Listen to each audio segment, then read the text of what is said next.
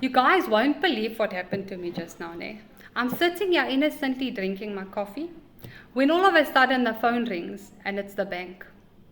And the guy on the other end says, "Good day, ma'am, it's Samuel here. I just want to offer you a service for 99 rands per month because, as you know, within your service plan, your brake shoes and your brake pads aren't covered.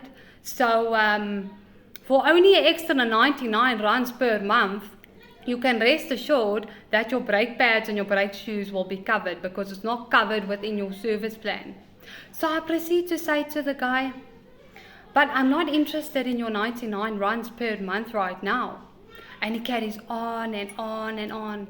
"But ma'am, it's only 99 runs per month. Come on, it's very cheap. And then you don't have to pay out of pocket." And I say to him, "But sir, I'm really not interested right now with your 99 runs per month. Maybe at a later stage." And he carries on and on and on.